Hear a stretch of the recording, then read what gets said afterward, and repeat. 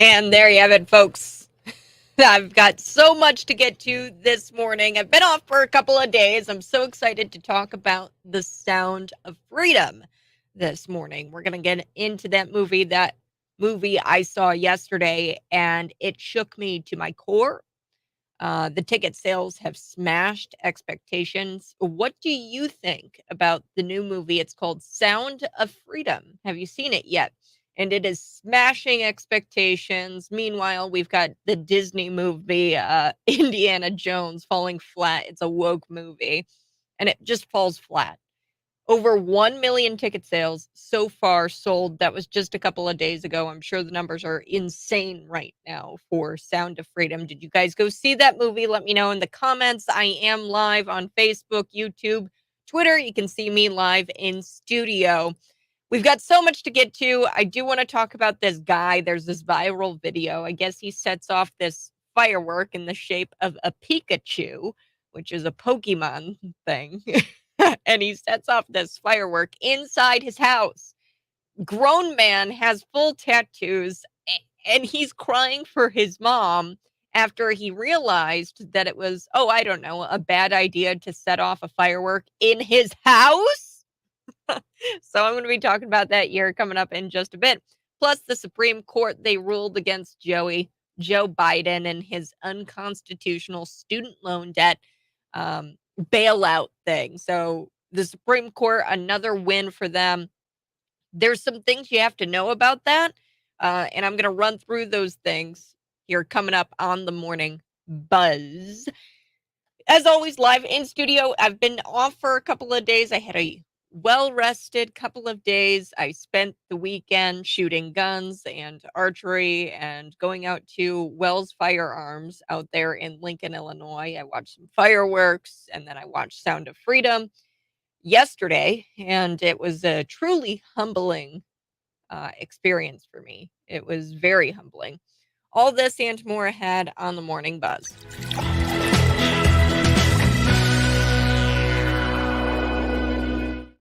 All right, let's get into it. Before I get into today's stories, I want to talk a little bit about our national freedom and about our spiritual freedom, because I think this is important going into talking about The Sound of Freedom, the movie. My eyes were just I mean, they were just so full of tears by the end of that film. And if you have not gone and watched Sound of Freedom, I suggest you do that today, tomorrow, take the entire family. There is something that angels.com/freedom, I think it is. You can go and get your ticket if you don't have the money to, or if you don't have the means to get a ticket. They're giving away tickets. So it's kind of like a pay it forward type deal where at the end of the movie there's a special message and he talks about, hey, go to this link, donate, and try to tell all your friends to go out and watch this movie, because nothing changes. We can't end child trafficking. That's what the film is all about. We can't end child trafficking if we don't raise some sort of awareness surrounding it. So first, I do want to read a little bit from the Declaration of Independence. I read a little bit from the Declaration of Independence, the Constitution, over the weekend. Plus, I read out of my Bible a bit. So here we go.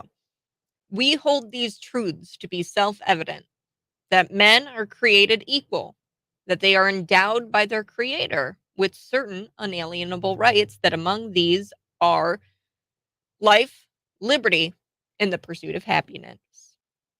That to secure these rights, governments are instituted among men, deriving their just powers from the consent of the governed. That whenever any form of government becomes destructive of these ends, it is the right of the people to alter or to abolish it and institute new government, laying its foundation on such principles and organizing its powers in such form as them seem most likely to affect their safety and happiness. So that's just a little bit from the Declaration of Independence. I like to read that around the 4th of July. That I take the entire month of July and I think about what it means to have my freedom, not only at the national level, but also at the spiritual level. The American Revolution, also called the U.S. War of Independence, was The insurrection fought between 1775 and 1783, through which 13 Great Britain North American colonies threw off British rule to establish the sovereign United States of America, founded with the Declaration of Independence in 1776. The colonists decided that they needed to declare independence in writing to explain their reasons and gain support from other countries like France. The French helped us a lot in the war, in the American Revolution. On July 4th, 1776, a small group of representatives from the colonies called the Continental Congress, and then they adopted the Declaration of Independence. Now, that was a little bit of this story about our national freedom, but there's something else the founding fathers here understood, and that's why they mention our Creator. We are given unalienable rights by our Creator. And we have a little something called spiritual freedom. If you're a Christian, you have a little something called spiritual freedom. And that's something I reflect on the month of July as well. You have been set free from sin and have become slaves to righteousness.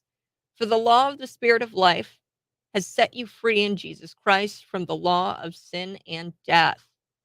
That the creation itself will be set free from its bondage to corruption and obtain freedom of the glory of the children of God. Each July, we celebrate our freedom as a country and as individuals. I have freedoms. I get to go and have picnics. I get to go shoot guns. I get to go and enjoy my weekend. I have that individual freedom to do with whatever I please, however I spend my time. I get to work where I'd like to work. I get to get behind this microphone every morning here on the Morning Buzz. That's my individual freedom. Now I have freedoms here in this country that are given to me as an American. Endowed, I have unalienable rights given to me by God. But then I also have freedom as a Christian. I have freedom as a Christian. Christ has set me free. And those are something that those freedoms are something we should also consider this month. Me personally, that's what I'm considering this month. That's important to remember what freedom in Christ means, and freedom from sin truly means. So, in a letter to the Romans, Paul, out of the Bible, wrote, "Now the Lord is the Spirit, and where the Spirit is, there is freedom." So, if you have the Holy Spirit, this is something that you experience. It's a freedom, a spiritual freedom. He makes it clear that freedom comes from the Lord, not from yourself, right? It comes from the Lord. However, God gives us not one, but two types of freedom. First, he offers us freedom from our sin, the chains of sin. Second, God allows us to choose whether or not we're going to accept that gift of freedom. So, freedom from sin. When we're born, each of us are born into the form of slavery. We're all, I give this example all of the time. We are born inherently just sinful creatures. That's just the way it goes. This example, a baby automatically just wants food right away, starts crying, and is a gluttony for food, right? And looks for the mom's teat as soon as you come out of the womb. You are inherently selfish, and you're selfishly trying to get food from your mother as soon as you come out of the womb. It may not be obvious at first, especially when we look at the freedoms we have in our country, but being born into a sinful world separates us from God. When Adam and Eve chose to disobey God in the Garden of Eden, sin entered the world. That's why we're inherently sinful. God is pure and holy, and as such, cannot be in the presence of sin. So he's the only being, right, that is exempt from sin. We are inherently sinful beings. Therefore, there was sort of a rift created between God and his creation, humanity. God couldn't bear being separate from us, so he gave us a way to restore that relationship in him. And I believe that to be Jesus Christ. There's a price for freedom, just like in the American Revolution. I don't know the number. I think it was like 7,000 soldiers died to give us freedom has a price. There's a price. And when you watch this movie, which I'm going to get into, Sound of Freedom, it is so abundantly clear that there is a price to freedom. So God couldn't bear being separated from us. He gave us a relationship with Him through Jesus Christ. There's a price, obviously, for freedom. Jesus told us, greater love has no one than this, that to lay someone's life down for a friend, for his friend. So there's no greater love than this, than to lay someone's life down for a friend. July is when we remember those who laid down their lives for this country's freedoms, for our national freedoms. However, Jesus paid the ultimate price to set each of us free from our sins, from the chains in which we live in sin. If we choose to accept that gift, Jesus came on earth as a human, died on the cross, rose again 3 days later, so that way we could have a relationship with the Holy God. So he paid the ultimate price. He was crucified. Absolute freedom is knowing that we have escaped consequences of sin because of what he did for us. That's absolute freedom. We have escaped our consequences of sin. I mean, not to say that there isn't consequences of sin, but we are when we accept Jesus Christ into our hearts, he breaks that chain, the chains of sin, and he restores that relationship with God, and he gives us eternal life, which is awesome. Right? He frees us from our guilt, our shame, our brokenheartedness. And Paul writes in Romans 8, chapter 8, verse 2, for the law of the Spirit of life has set you free in Christ Jesus from the law of sin and death. Our freedom was bought and paid for by the blood of Jesus. Who the Son sets free is free indeed. What a promise. When we choose to walk in a relationship with Jesus, that is when we are truly free. So if you are feeling uh, angry, distraught this morning, um, just ask Jesus Christ to be your Lord and Savior and to set you free, so that way you can be truly free. Living in freedom. Once you've accepted Jesus Christ into your heart, you receive his grace and freedom.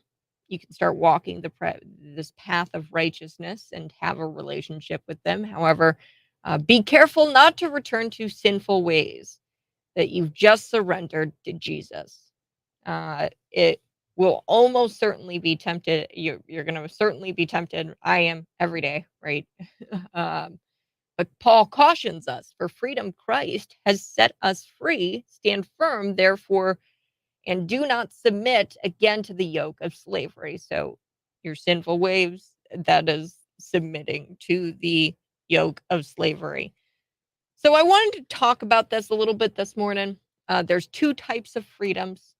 You're free from you have your national freedoms that people died for. Freedom has a price. And then you have the spiritual freedom, freedom from sin that Jesus Christ died for. I did just want to open with that today, talk about those two forms of freedoms. That's just something that's on my mind and heart this morning. 309-451-9299. Coming up next, I am going to be talking about the Sound of Freedom. I have an interview with Sean Hannity, the actor in which the actual person, which he is the character of Tim Ballard in the film Sound of Freedom. The ticket sales were just smashing expectations. And we're going to talk about the woke Disney film, Indiana Jones, how it's falling flat. More ahead on the Morning Buzz, 309-451-9299.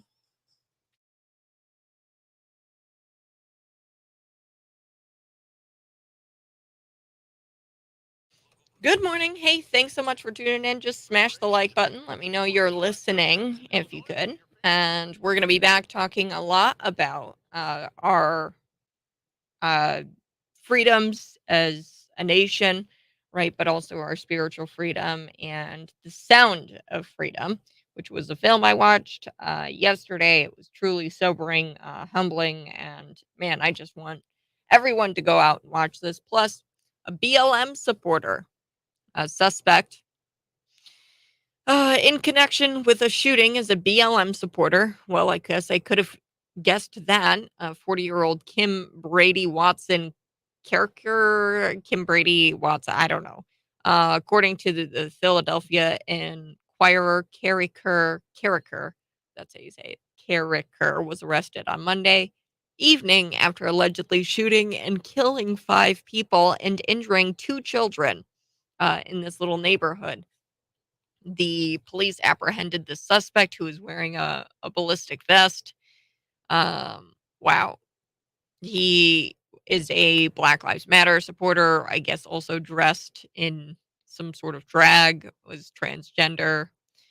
Incredible.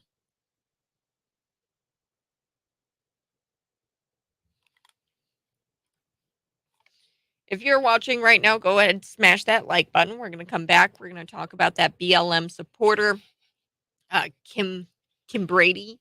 Kim Brady is his name. Um, was an avid Black Lives Matter supporter. Took to social media, was an insane leftist, and I think he killed 5 people. Um, just heartbreaking stuff.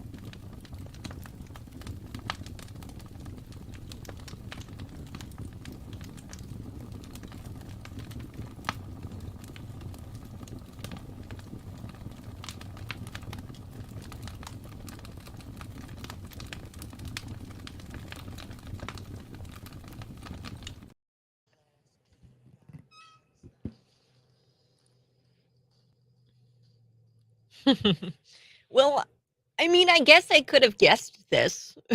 Philly mass shooting suspect. And this is a tragedy, okay? I mean, I'm laughing because it's clear that there is something going on with extreme leftist type people and how they are violent. They are just violent beings. And I could have guessed that this was a far leftist. You're not going to hear anything about this mass shooting today because guess what? It wasn't some sort of white guy, right? Every time there's a mass shooting, there always seems to be this political crush to immediately politicize it uh, and serve whatever narrative that is that people want to push. Okay, so on the right and the left, but this is true.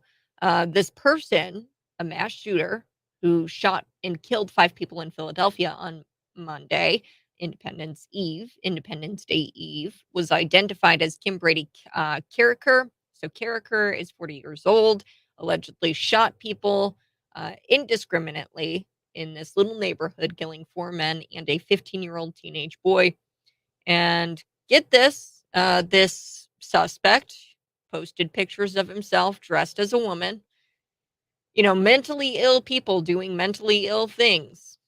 So he dressed himself up as a woman, including photos of himself wearing a bra, women's clothes, earrings. He was a avid BLM supporter, an extreme leftist. From right now, I what I'm seeing, it wasn't politically motivated, but there's still a lot that has yet to be unpacked here.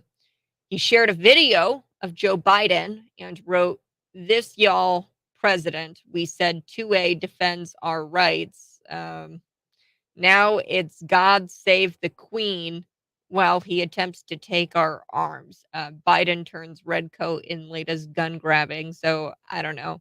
I guess this was a pro 2A drag queen. So, and what to make of all of this? Can a person hold all of these different views? The clue might be in the dark place. One of these things that always seems to get overlooked in the rush to politicize this is that there is an issue of mental health. This person is clearly mentally ill. A lot of what happens with these mentally ill people, they'll watch the news and they'll watch both things on the right and left, and then they start to really just hone in on these things. And this is just sad. Folks on the left are busy attacking the gun rather than addressing real questions about the increased issues with mental health. We don't know what the facts are here, but nonetheless, I mean, we know that this person was a BLM supporter in women's clothes, and that just speaks to this guy's mental illness. And he shot 5 people and killed them. So I'll be talking a little bit more about that story in depth, what exactly happened in the mass shooting. I do want to talk about Sound of Freedom. Sound of Freedom, the ticket sales were a smash. They smashed expectations, while Disney, Indiana Jones, uh, falls just completely flat. Over 1 million tickets have been sold, even more. I saw it yesterday. So, according to Deadline, the studio is spotting a 6-day, $20 million start. That's how much money they want to make in 6 days. This is an indie film. This is an independent film. It's a non major studio adult thriller. And it has over 1 million tickets that have been bought just in pre sales. Okay. And it's based on a true story film true story film following the former Homeland Security agent, played by this guy. His name is Jim Caviezel, and he rescues abducted children around the world. So this character is based off of a true man. His name is Tim Ballard, who left his Homeland Security Department position. He left his job because he was frustrated that the United States rescue efforts for he was frustrated with their efforts, the government. So the government didn't help him in his efforts to try to get this girl. So this is all based off of a true story. There was a little boy that this guy saved. His name's Tim Ballard. He rescues this little boy from ruthless child traffickers. And then a federal agent learns that this boy's sister is still held captive and decides to go on this dangerous mission to save her without the help of the US government. So he quits his job and he journeys deep inside of a Colombian jungle, and he puts his life on the line to free her from um, a fate worse than death. So this is truly a just jaw-dropping. When I was in the theater with everybody, you look around and then, like, everybody's jaw was, like, dropped. Nobody could say a thing. Everybody just sat in their chairs probably for a good 15, 20 minutes after the film. We all got up and left after there was this special message that talked about how many children are trafficked. The United States is the number one consumer in, child trafficking, human trafficking, or is like we're the top state who looks to buy children. Like people in the United States citizens, they are the top consumers in buying children. God's children are not for sale. So, what's really just uh, gut wrenching about this is that the film opens up with this little girl, and spoilers, not really. I'm just going to stick to the trailer here. The film opens up, the girl is banging on the drum, right? And at this point, she's free. And then there's this woman who is actually some sort of pageant queen. She's famous. And then she goes up to the children and says, "Hey, I hear you playing your drum outside of the window, and I think that you would be a great model. I would think you'd be a great actress." Then she takes the little girl, and the boy, and gets them this audition, and then the father drops them off. He goes and tries to pick them up from the audition, and they're gone. So they've been trafficked, they've been stolen, and abducted. And I mean, that in and of itself, right? There's so many different things in this movie that it touches on. It touches on pornography, it touches on pedophilia. And look, the reason why I get behind the microphone, talk about these banned books, which I'm going to get to, banned books, right? The pornography that is on the shelves of Unit 5. And we've got it on the Bloomington Public Library. The reason why I talk about this stuff is because we are sexualizing children, and that's wrong because I mean, if you ask a seventh grader, and I'm sure if you have children, right, and you ask your kid, "Hey, what do you want to do when you grow up?" A lot of the times they'll look at you and they'll say, "I want to be an influencer. I want to be famous. I want to be a YouTuber." Right? That's the number one thing they'll say, and it's a dangerous world, this seeking fame, seeking influencer type stuff, because you can be manipulated in that world, and you can see that play out in this movie called Sound of Freedom. So she's banging on the drum and she's free at this point, and then the movie ends with the girl banging on the drum and she's freed at that point. So Tim Ballard, that was a true story. It's all based off of a true story. I've got an interview that Sean Hannity did with Tim Ballard and the actor who plays the character of Tim Ballard. His name is Jim Caviezel. Caviezel. So we're going to be talking about that here coming up in just a little bit. Plus, this guy setting off a firework inside his house. He cries for his mommy. He's like 20 years old, or he's got full tats, right? He's got tattoos up and down his arms. And he sets off this firework inside the house, and he starts calling for his mom. No, duh. Like, that's such a dumb idea. Why would you do something like that? And then, folks, a little bit later, we are going to be visiting with William J. Kelly. He's a reporter out of Chicago. He's going to give us an update on the Chicago violence that happened over this weekend. 309-451-9299. You can always text in.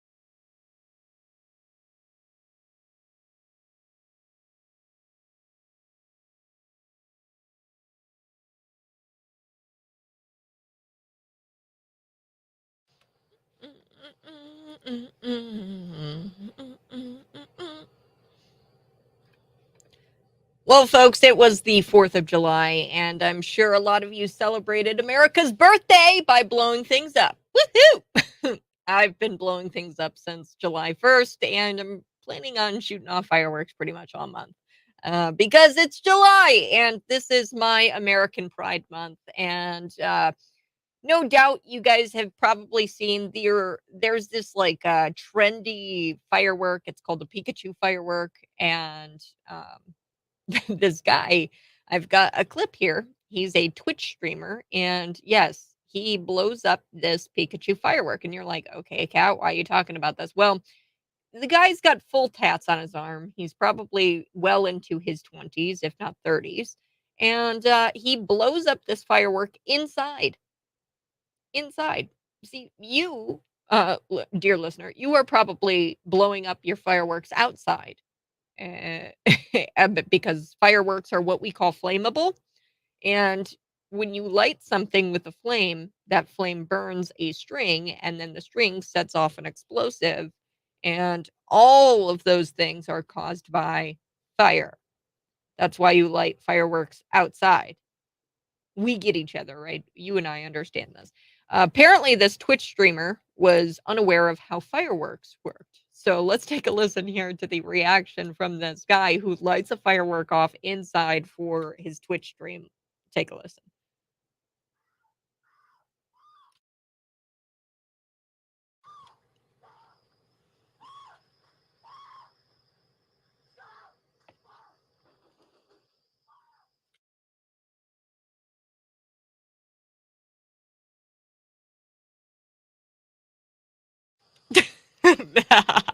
There you have it, folks. You can check it out on the live stream here and see the video if you're watching on YouTube, Facebook, Twitter. You can see the guy.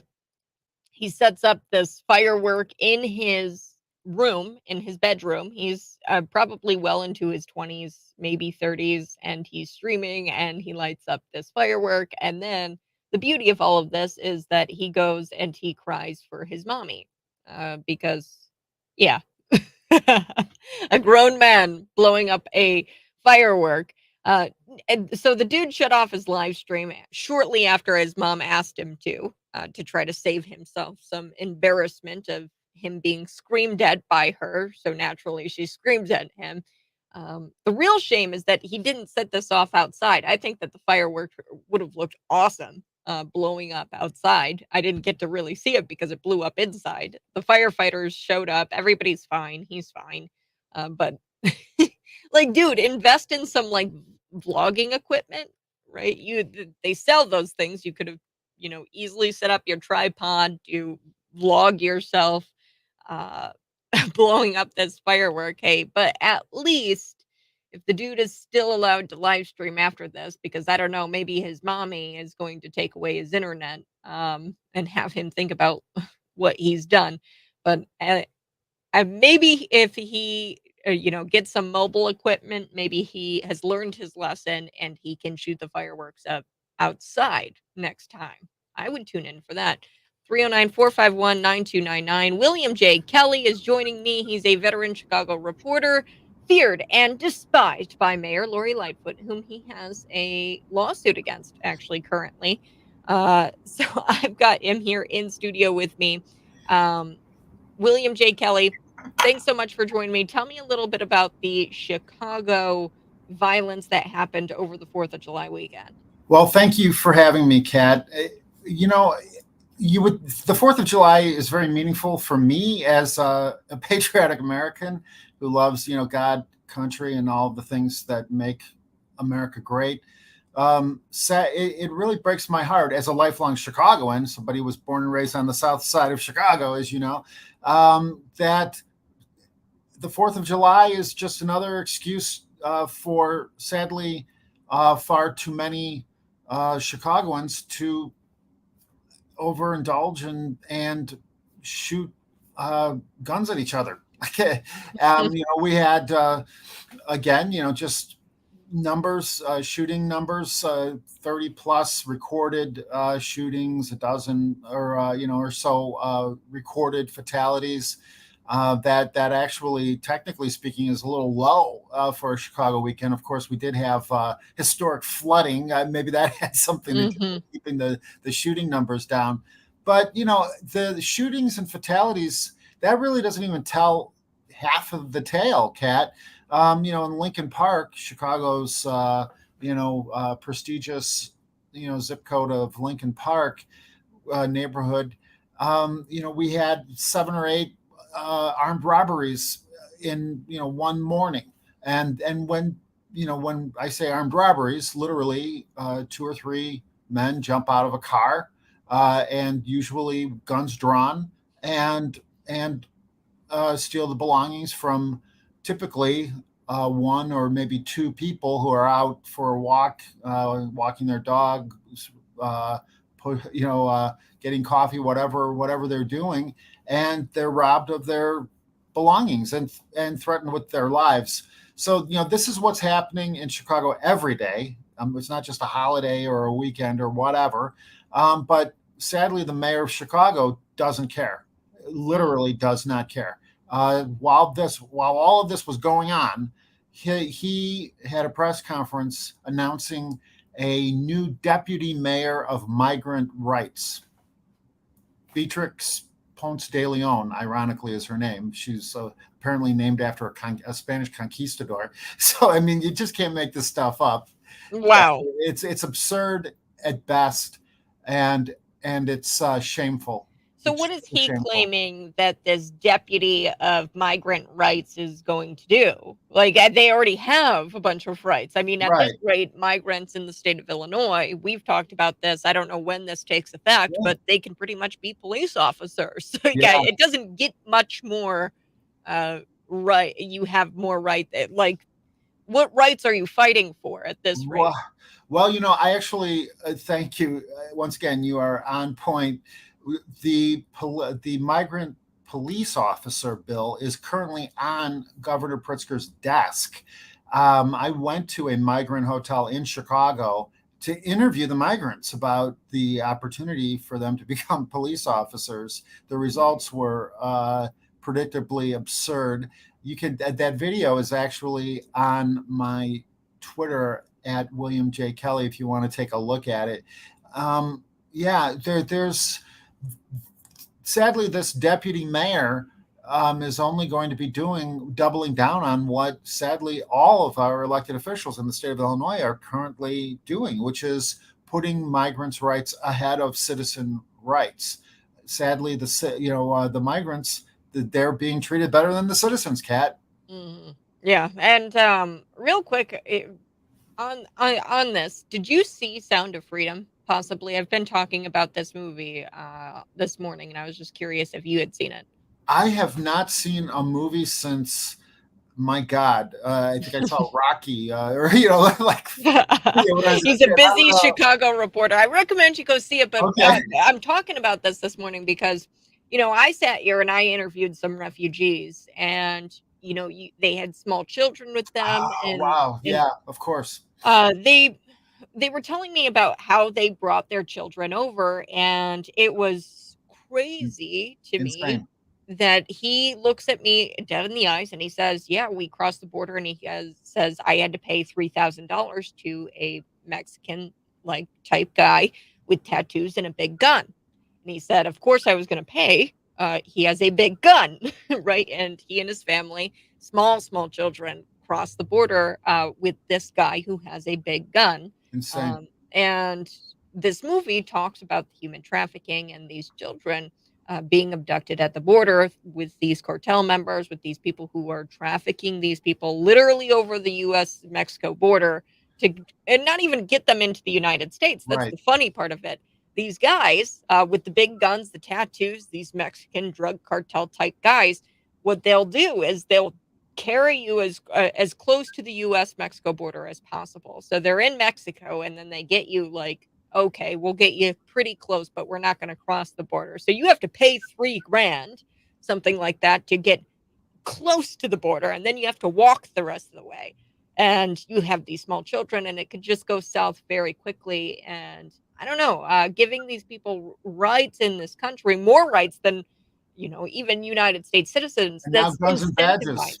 And now Yeah. guns and badges. It's Well, insane, Kat. That is, it's so glaringly obvious when, if you look at the video that I shot at this migrant hotel, you have essentially military-age men and small teenage girls.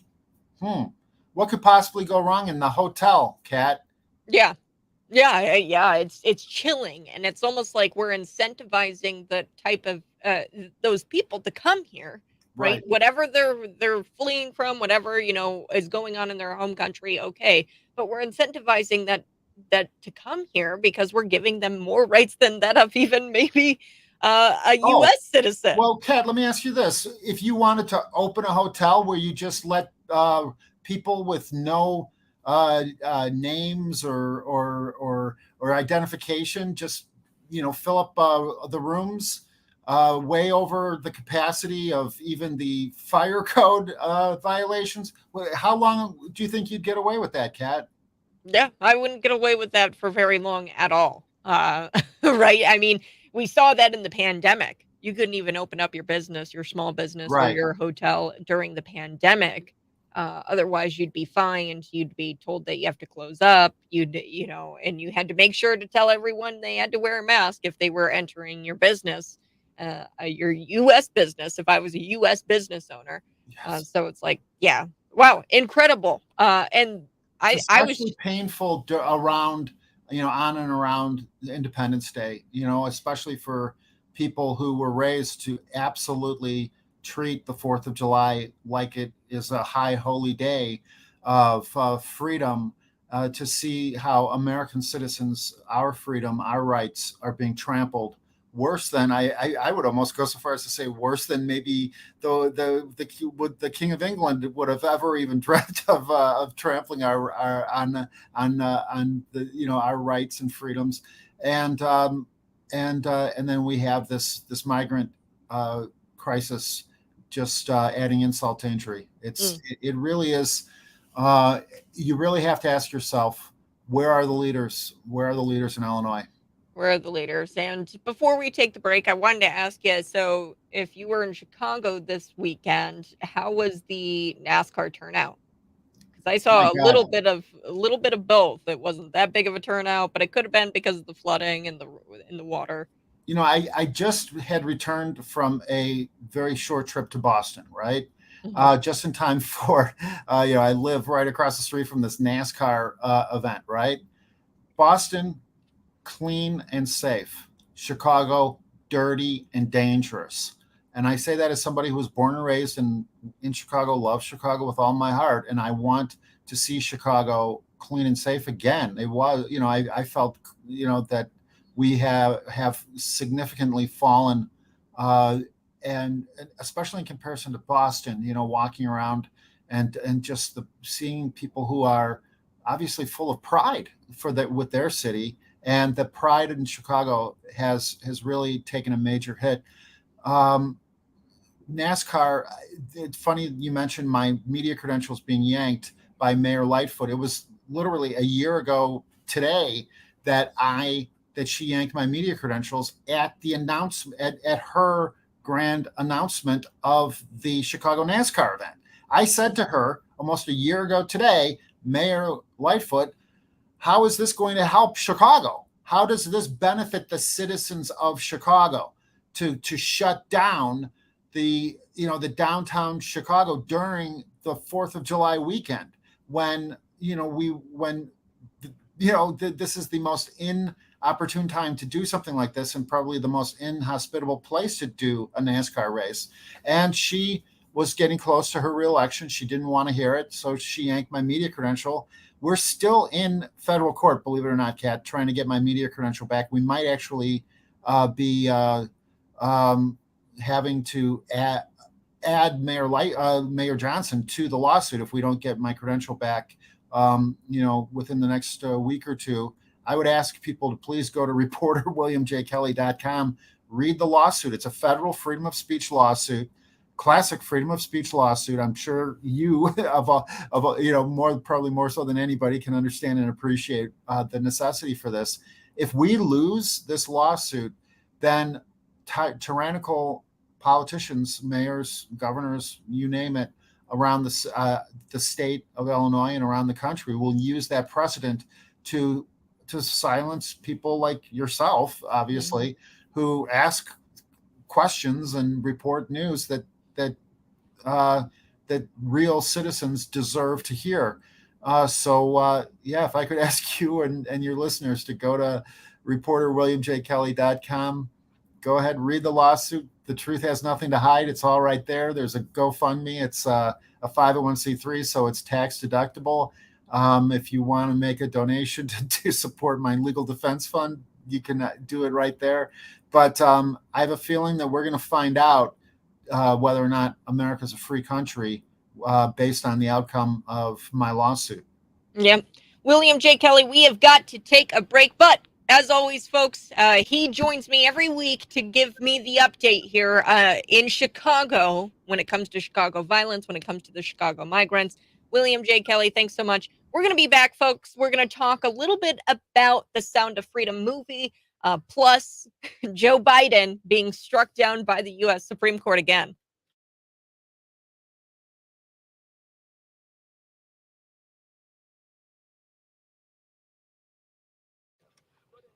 Good morning, folks. Thanks so much. Hey, if you're watching right now, please smash that like button. Please, please, please smash the like button if you're watching.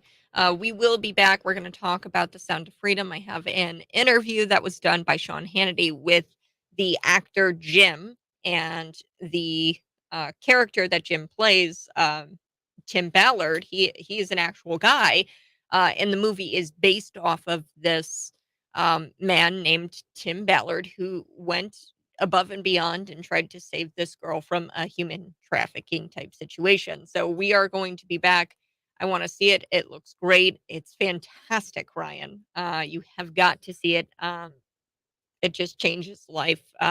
So in the special message after the film, and so after you're done watching it in the theater, there's this special message that Jim Kvetz, or what's his name, the actor, he gives, and he says, hey, uh, Uncle Tom's Cabin was very pivotal in slavery, and the numbers here, folks, when you're looking at slavery as it pertained to Black people being enslaved, white people even being enslaved during Civil War time. The numbers here are just below that time period, out of the water when it comes to just the numbers of it, right?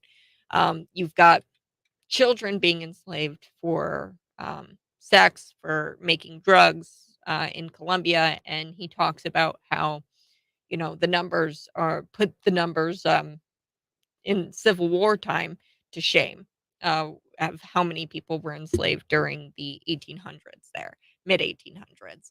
And then he talks about, in this special message, how he hopes that this film is going to be pivotal in changing child traffic, or ending child trafficking. That's what he says. So we're going to listen to the interview here. Plus, we've got Joe Biden, of course, the Supreme Court, once again decided on the right side of history here. They've been doing a lot of cool things when it comes to some decisions they've made. Joe Biden's unconstitutional student loan forgiveness thing, bailout, that has been ruled as unconstitutional in a 6-3 decision. Thank you again, Donald Trump, for our current Supreme Court. We thank you, thank you, thank you. Chief Justice Roberts, he wrote this in for the majority. For the 6, he says the secretary asserts that the HEROES Act, that is what Joe Biden was calling his unconstitutional student loan bailout, grants him the authority to cancel $430 billion of student loan principal. It does not. So the act itself does not. We hold today that the act allows the secretary to waive or modify existing statutory or regulatory provisions applicable to financial assistance programs under the Education Act, not to rewrite that statute from the ground up. So Joe Biden, of course, knew that this was illegal going into this. He tried to say that it was legal under the HEROES Act. Definitely not. much like his unconstitutional eviction moratorium, where he was trying to make it to where, if you're a landlord, you don't have to collect rent from people during the COVID-19 pandemic. That was unconstitutional and illegal. The plan was was just push this through. The student loan bailout was just to push this through, get his supporters hooked on it, and then trying to bully the justices with anti-democratic attacks. Really, that's what he's doing on the institution's legitimacy, and threats that people will be angry that the court took their money away, right? So that's what they've been trying to do here with this whole thing. As it pertains to the student loan bailout, they're trying to say that you took away our money. It wasn't your money to begin with, okay? So these journalismers and these news content creators, they're running with this idea that the Supreme Court of the United States decision here to strike down Joe Biden's unconstitutional student loan bailout. They're trying to say, these journalismers, that these people are $10,000 poorer now, even though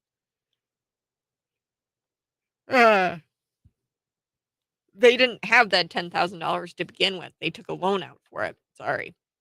Really tired this morning. Smash that like button if you're watching right now.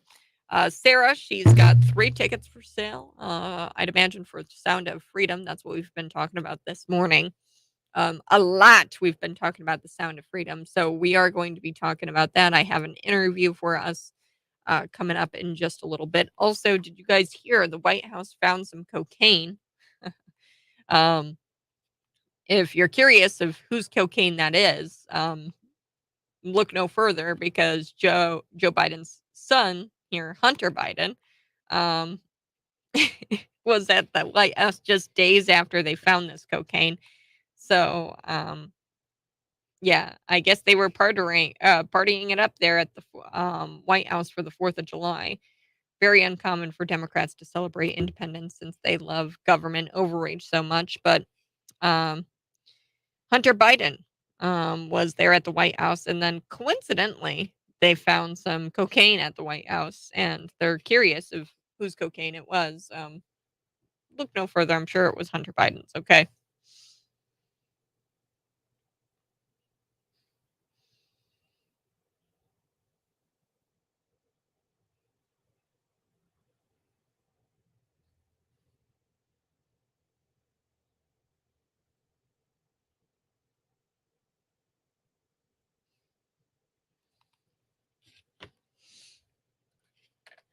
Please smash the like button. That Coke is Hunter's.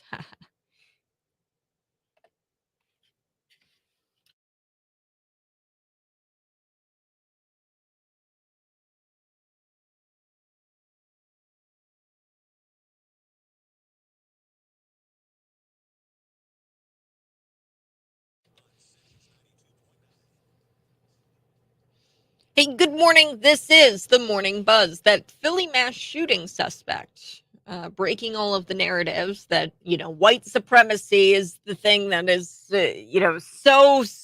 that's something you need to be terrified of in 2023. White supremacy. Nope. This is a BLM supporter who is black and wears women's clothes, and had some very disturbing posts. But every time there's a mass shooting, there's always this rush to immediately politicize it and to serve some sort of narrative that this is, an anti-gun narrative. This is a white guy attacking minorities, right? That is what the narrative always is. But it turns out this mass shooter who shot and killed 5 people in Philadelphia on Monday, the eve of Independence Day, has been identified. 40-year-old dude, Kim Brady Carricker is his name. A disgusting person, just awful. Killed 4 men, including a 15-year-old teenage boy. And he dressed as a woman, including photos of himself wearing a bra, women's clothes, just mentally ill people doing mentally ill things. I will be getting into that story here coming up in just a little bit. I do want to talk about the Supreme Court ruling against Joe Biden's unconstitutional student loan bailout. I've got some things you need to know there. But right now, pre-sales for Angel Studios' Sound of Freedom has skyrocketed to 10 million ahead of that July 4th opening. So I don't know what the numbers are. I'm sure after the July 4th opening, this was even more money. So it was opened across like almost 3,000 locations. I watched it in Lincoln at the VIP Grand movie theater. It was great. Loved it. It's something that you need to watch. You need to watch this. This is a pivotal movie. I think that this is really going to change the conversation around ending child trafficking. And this was an independent movie. Now it was made 5 years ago. Disney shelved it. Disney did not want to film it or did not want to air it, so they shelved it, and it was aired or it was made 5 years ago. In fact, you're going to hear in this interview done by Sean Hannity with the actor who plays the character Tim Ballard. His name is Jim Caviezel. He plays Tim Ballard. Tim Ballard is an actual guy who rescued abducted children, and he left his job at Homeland Security Department because he was frustrated that the United States wasn't going to help him in this rescue effort. He was trying to rescue a girl. So Ballard founded Operation Underground Railroad in 2013, which has conducted many sting operations around the globe to rescue children, and he's donated funds and technology to law enforcement agencies to combat sex trafficking. The success of this non-major studio film, this is an independent film, in pre-sales comes as the latest Indiana Jones film definitely sucked. It sucked. Indiana Jones, this woke Indiana Jones and the Dial of Destiny is what it's called, was blasted on social media for being woke, and it cost about $300 million to make. I don't know how much the Sound of Freedom costed. I know it was not 300 million. And I'll tell you right now, I mean, this film, Indiana Jones, the projections, they're thinking that it's going to make 65 million, so it's going to lose money, this Indiana Jones film. Let's take a listen here to Sean Hannity. I was listening to this on my way home. Sean Hannity interviewed Tim Ballard and the actor Jim Caviezel here. Let's take a listen to this. On the Morning Buzz. You can always text in 309-451-9299. What do you think of the film Sound of Freedom? Have you seen it yet? Here we go.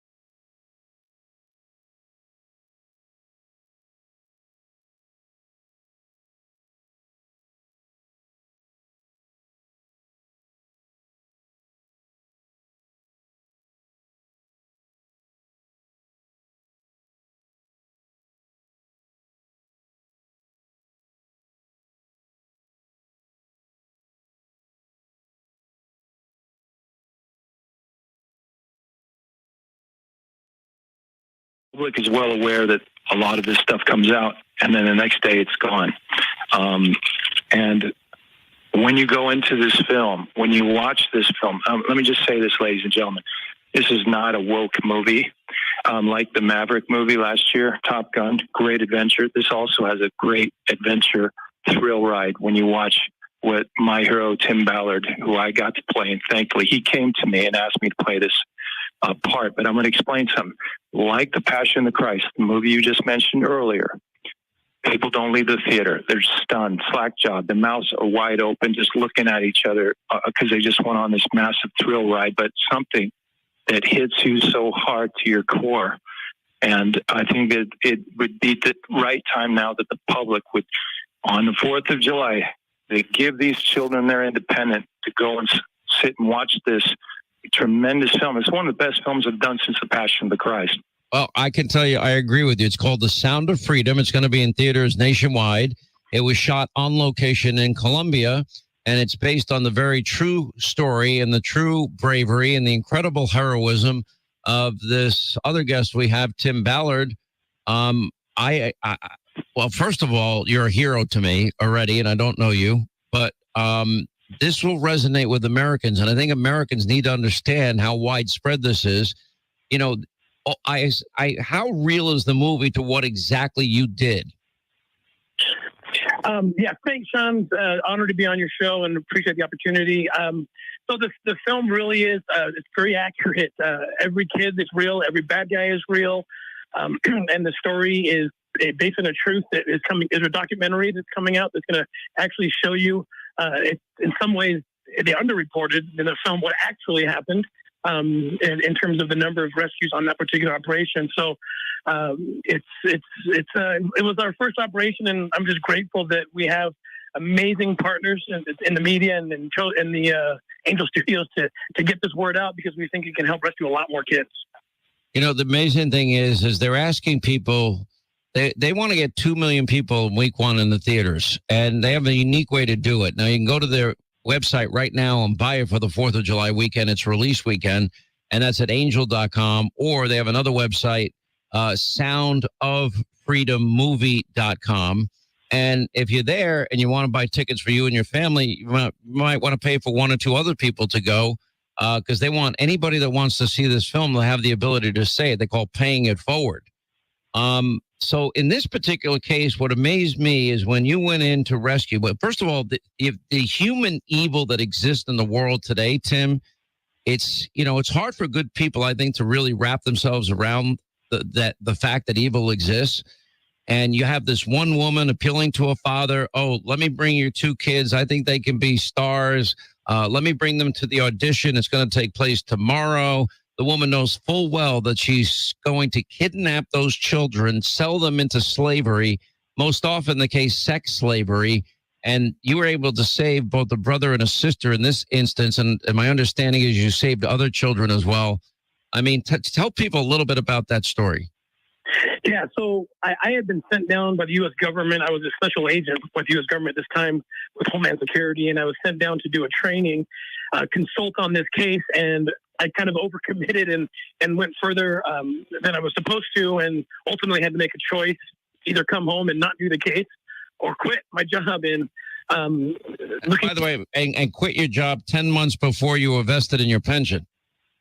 Yeah, I walked away. I didn't get anything. And I'll be honest, I was more cowardice than the film shows. I had 6 kids at the time, and as my wife that says, "You are not coming home. You are going to stay there." And she said, "I will not let you jeopardize my salvation by not doing this." So really, Mary Scavino plays my wife, and her role is actually a lot more powerful in real life and influencing this operation. And so, I mean, and her knowing that I may never come home, it was that kind of an operation. I lost my badge, I lost my top cover, the protection of the U.S. government, and we went in. And we infiltrated this organization, like you mentioned, run by a woman. I just testified in her trial, actually, just a few months ago. That's still ongoing. They're all going to be convicted, and she had her and her cohorts, and they were recruiting children, just like you said. They were recruiting children by pretending that they were going to make them famous models, famous actors. This woman was famous. She was Miss Cartagena in 2012. She shows up in music videos all through Colombia. So she was very convincing, and she was able to round up quite a few children. In the end, it was 54 in total on that particular operation. And we were able to get them all in the same place, all the travelers in the same place. And, Jim can tell you, he depicted something that was really real. And I was on the set crying. I was crying as I watched them, that raid and rescue operation on the island, because it was so incredibly real. And it was like a mile from the actual location where it had happened. So, and by the way, just so people know, this was right in the middle of Cartel Central. There was no help ever coming. No. You either got in and out on your own, or you weren't getting out. You'd be dead. Sean, he's not even hardly telling you anything. They were doing operations while we were doing the shooting. They were doing operations. So I had a firsthand account of what that is like. In fact, at one point, Tim was training me to, taking me in and showing me, okay, when I'm asking questions of what are you looking for here? And because it's really important for the audience to understand this is action adventure, but you learn how it works. You get to see how they hunt. And in this particular case, Tim had me coming in there back and forth. I was going back to Salt Lake back and forth, and I was going to do a mission with them. Well, they ended up doing a mission, but it was while we were filming. And he said, you can't do it. It's too dangerous. We were shooting right in the cartel territory. I'm going from set, just walking from, I forgot something down at the set. My security came running after me, surrounded me, and said, do you have any idea where you're at? They would take your head off. Don't ever do that again, okay? But I'm sitting there thinking, remembering my lines and trying to change things and where I'm going to pull my gun out and everything. But this is all going on, and he's trying to arrest Miss Cartagena while this is all going on when we're down there.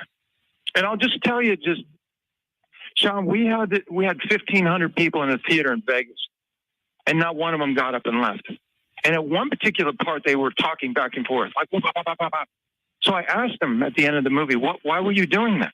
Why were you talking like that? And they kept saying Epstein Island, Epstein Island. Well, I want to say that Epstein Island isn't the only sex island out there for kids. I mean, that's such a powerful point. There you have it, folks. That's the interview done by Sean Hannity with Tim Ballard and Jim Caviezel. And these are the people who worked on that film. It's called Sound of Freedom. I watched it. Incredible film. One thing that I took away from it was these poor children are being sexualized. So if you are pro-MAP, a minor attracted person, whatever the hell that means, if you are pro-pornography in school libraries, in public libraries, you're part of the problem. This is the sexualization of children. You're normalizing sexualizing children, and it makes them more susceptible to fall into the trap of child trafficking. In the film, we had somebody who was famous. She was some sort of pageant, as you heard Tim Ballard describe, and he actually testified a couple of weeks ago against her. She would take children and try to make them actors, child actors, and she would entice them by saying, "Oh, you're going to be famous," and blah blah blah.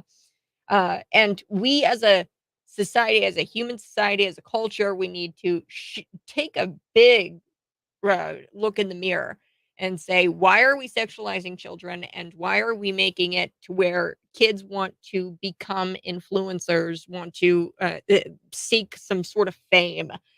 These are two very dangerous things that we need to change culturally, and it starts with awareness. And go watch Sound of Freedom, $20 million debut. This is insanity. What's going on? 2 million children. I mean, this was just the United States. We are the number one consumer of child sex trafficking, the number one country. So a big deal. Go watch the film. Now, when we come back, we are going to be talking about Joe Biden. The Supreme Court, woohoo! They ruled against Joe Biden's unconstitutional student loan bailout. They said, hey, this is unconstitutional. It was a 6-3 decision. The Supreme Court coming out with all kinds of good ones. The overturning of Roe v. Wade, also a ruling against affirmative action. There was also another case that I want to talk about where the Supreme Court, they actually ruled against, or they ruled in favor, really, of freedom of speech. The Supreme Court on Friday ruled for an evangelical Christian website designer to, in this case, involving whether a creative business can refuse to serve LGBTQ customers, citing First Amendment rights. So this is a big deal. It has to deal with that, making a wedding cake, for somebody gay, right? So I'm going to unpack both of these Supreme Court rulings, the one about the student loan bailout and the wedding cake, LGBTQ having the right to refuse that type of service because of your religious freedoms. So that's next in the Morning Buzz.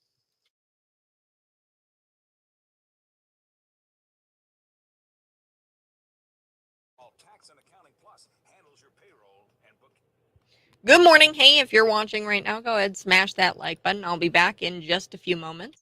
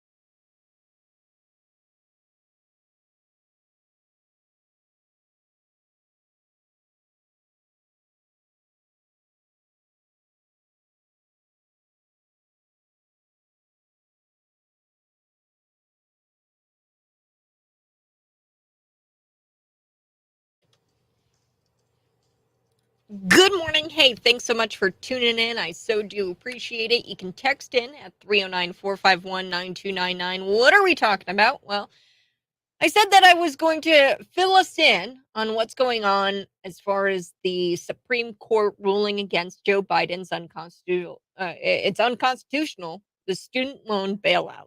And there's some things you need to know surrounding that. O.J. Simpson is blasting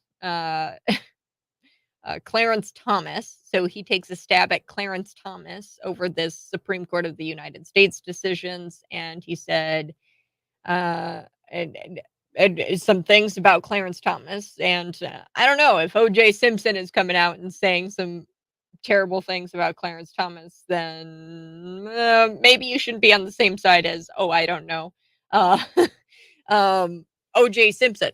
Right. So let's talk about some of these Supreme Court decisions. Now, one that I did want to talk about this morning is the student loan bailout. That is completely unconstitutional.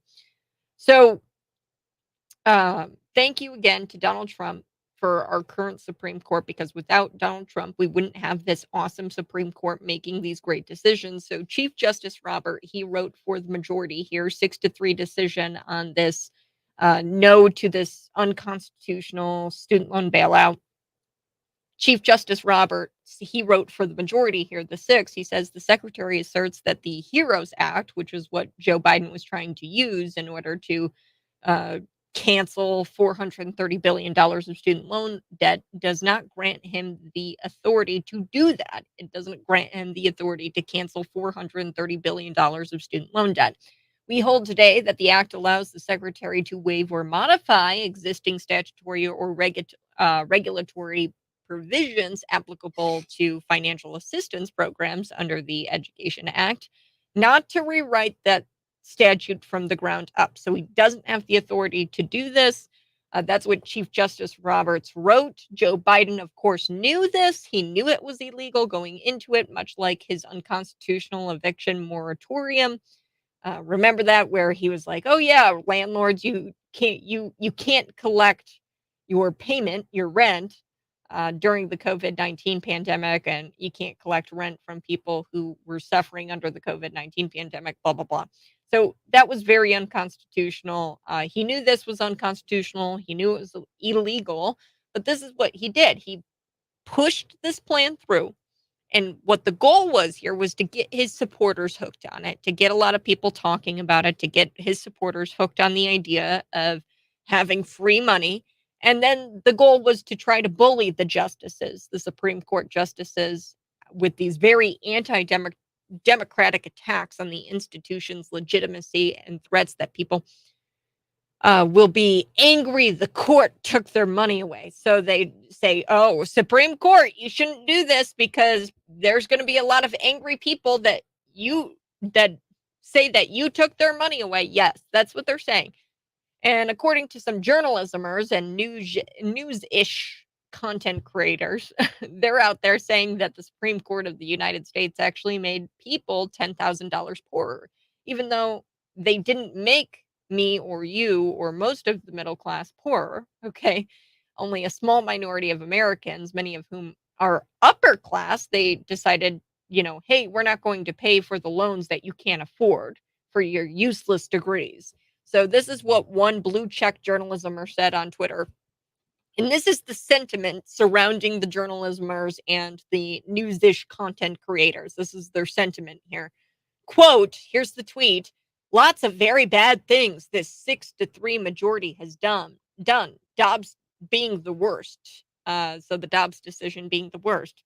But them deciding you are now $10,000 poorer than you were yesterday is really one hell of a thing. End quote.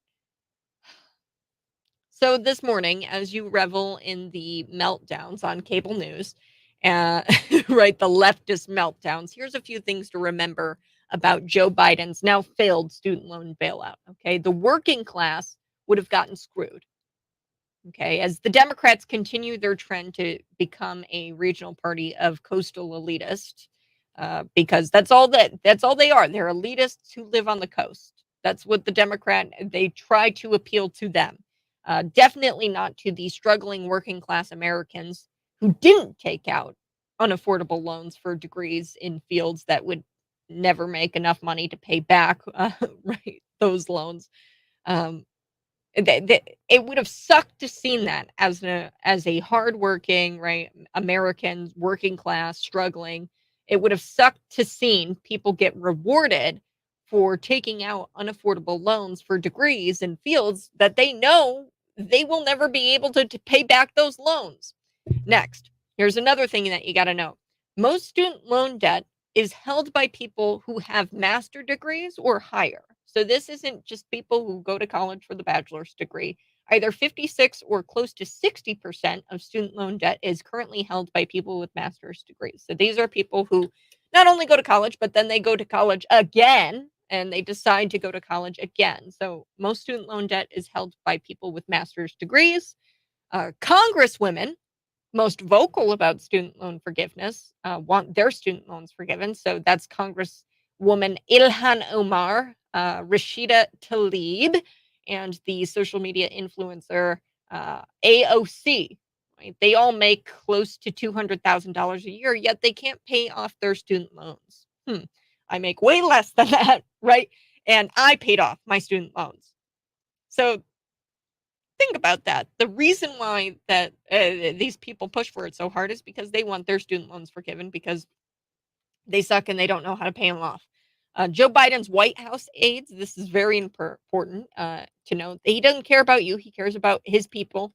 The White House aides hold a combined total of $4.7 million in student loan debt. So per this Bloomberg report, at least 30 senior White House staffers have student loan balances, according to a 2021 financial disclosures Bloomberg News obtained from the Office of Government Ethics, including Biden's new secretary, Kieran Jean-Pierre, and his deputy director of National Economic Council. His name is Bharat Ramaratui, or whatever his name is, Bharat.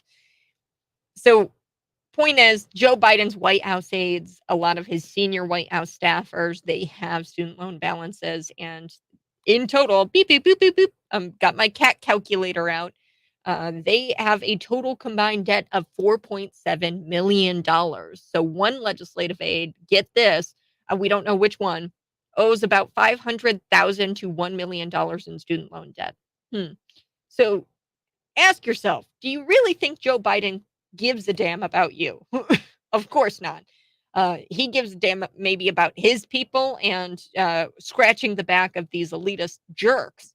No word on whether or not this one legislative aide who owes the $500,000 to $1 million in student loan debt is the National Economic Council, whose job is to, I don't know, advise Joe Biden on economic issues, right? So I don't know. Like this just shows you we don't know if he owes $1 million, but he owes some sort of money. This deputy director of National Economic Council, that's who this guy is, and he's supposed to be advising Joe Biden on the economy.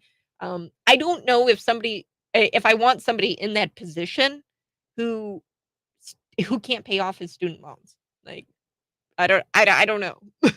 Like, I don't know about you, but it doesn't make a whole lot of sense that he's in that position to begin with. If he can't pay off his student loan debt, most likely he's not going to be advising Joe Biden on very much when it comes to economic issues. So thus concludes another exciting, successful season of Supreme Court decisions.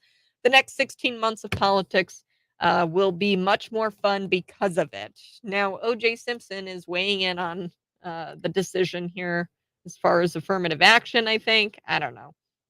The Supreme Court was on a roll this week. The conservative majority came down on the right side of history with decisions on equality, free speech, Joe Biden's unconstitutional student loan bailout. So we will be back here on the Morning Buzz. I do want to talk about the freedom of speech one. Boston University law students need counseling, get this, and therapy over the recent decisions surrounding affirmative action. Yes. So we'll be back here talking about that. Make a mental note. If 3 years from now you need a lawyer and one of your options is someone who graduated from Boston University 3 years earlier, hard pass.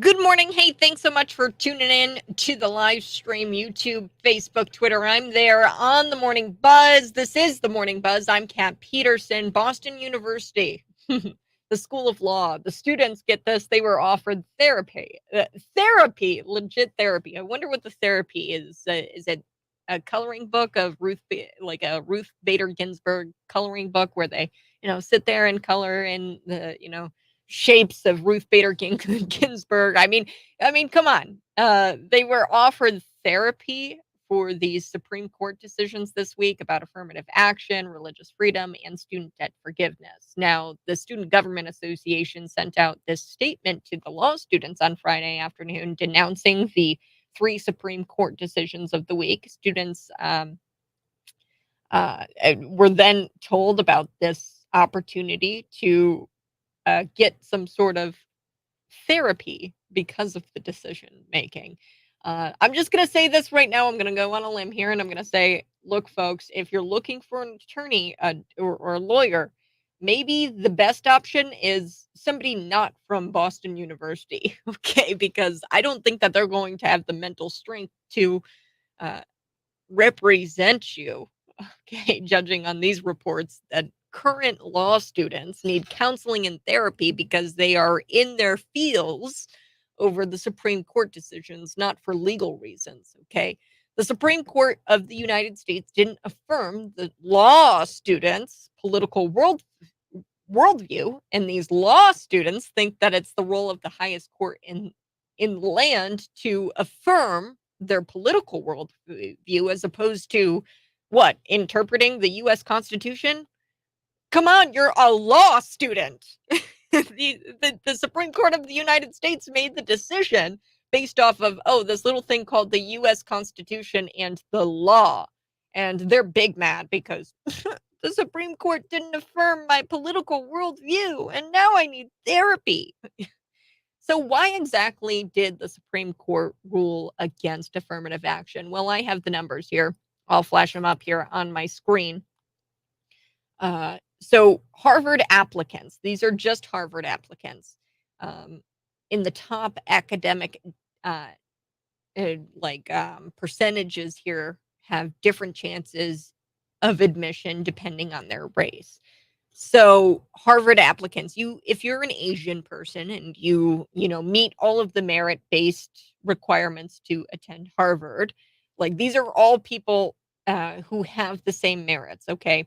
If you're Asian and you have all the same merits that of a Black person, you have a 12% chance getting into Harvard. And whereas if you are Black, you have a 56% chance into getting into Harvard. If you're Hispanic, you have a 31% chance. If you're white, you have a 15% chance. Content of your character, not the color of your skin. I mean, I don't know what's so hard about that. There are people in America who still believe in judging people by the content of their character and not by the color of their skin. And I mean, if you're Asian, you have a 12% chance of getting into Harvard. That's baloney. It's garbage.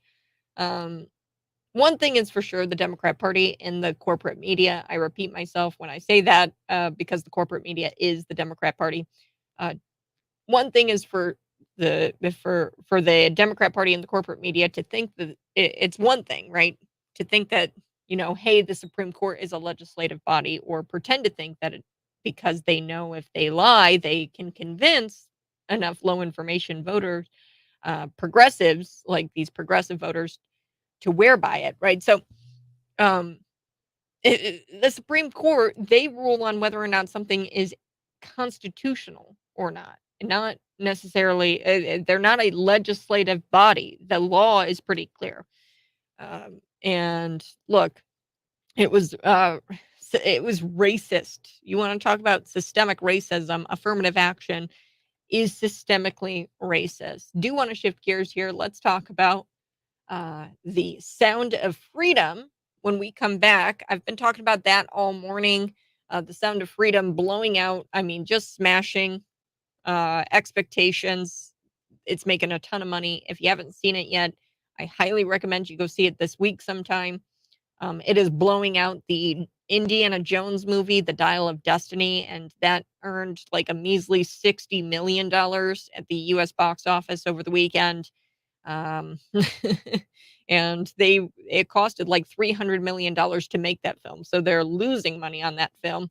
Meanwhile, we've got Sound of Freedom, and they are just blowing it out of the water. I mean, they have a pay it forward policy. So you can like donate or give money so that way people can go see this in the 2,600 plus screens, which in and of itself is just garbage. Like a movie like Sound of Freedom only has 2,600 plus screens. Meanwhile, the Indiana Jones uh, movie, they've got 4,600, like almost, well, they have double places to go see this film. So Sound of Freedom, I'm going to be talking about that here next on the Morning Buzz. You can text in at 309-451-9299.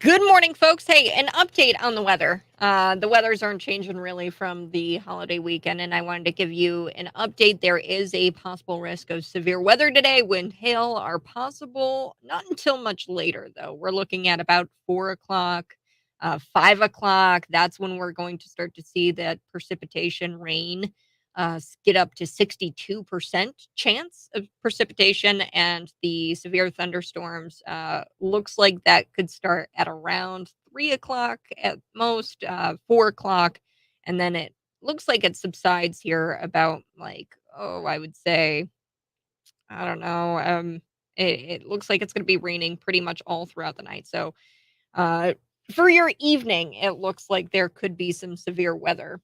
So there's a weather update for you. Breaking news: BLM supporter.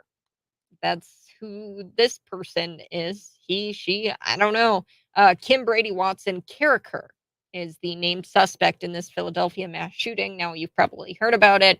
Carricker was arrested on Monday evening after allegedly shooting and killing 5 people. Police said that they arrested a male suspect. So this guy is a male, looks like a male, but dresses in women's clothing. So wore a bra, wears women's clothes. And according to the Philadelphia Inquirer, Carricker, this guy, was arrested for shooting 5 people, mentally ill people doing mentally ill things. This is terrible story, gut wrenching. 5 people died. You've got a 15-year-old boy among those 15 people. Now on Facebook, Carricker was seen posting support of Black Lives Matter. Wish I could say I was shocked. This is a far left extremist, and of course, this doesn't fit the narrative. So you probably won't hear about this anywhere else today, besides Cities 92.9. Black Lives Matter today. There will be jobs available. This is a quote from a Facebook comment. Just tell us where you're quitting so we can send someone over. Equal opportunity. Finally, I don't know. This person is a BLM activist supporter and was on Facebook talking about things like dressing up as a woman. Yeah, this is just just a mentally ill person. He had multiple posts showcasing guns and shooting, including resharing one post showing 6 children shooting, as well as one person holding a flintlock pistol with the text, "Wherefore art thou opposition, so I may slide upon thee, block and runneth down the tree." I don't know, just a very severely mentally ill person. So they've got a suspect in custody. They arrested this guy. Dresses up in women's clothes, BLM supporter in Philadelphia, shooting 5 people, killing 5 people. I'll be back here on the other side. This is the Morning Buzz. Coming up, I do want to talk about Sound of Freedom. Plus, did you guys see this weird, it's a viral video of this guy. He shoots up a firework inside and he cries for his mommy. He's a grown man crying for his mother after he shoots this firework off inside. That's next.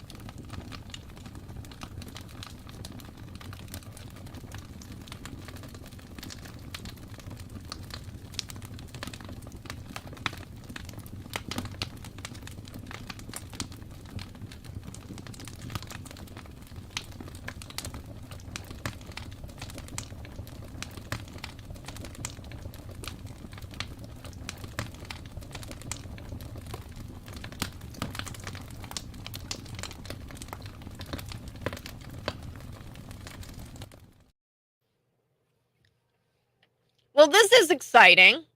We've got former governor candidate Darren Bailey announcing that he's running for Congress. Well, that's exciting. So he's running for Congress. Recent gubernatorial challenger and former state senator Darren Bailey filed his paperwork with the Federal Election Commission on Tuesday. He's going to be challenging this incumbent guy.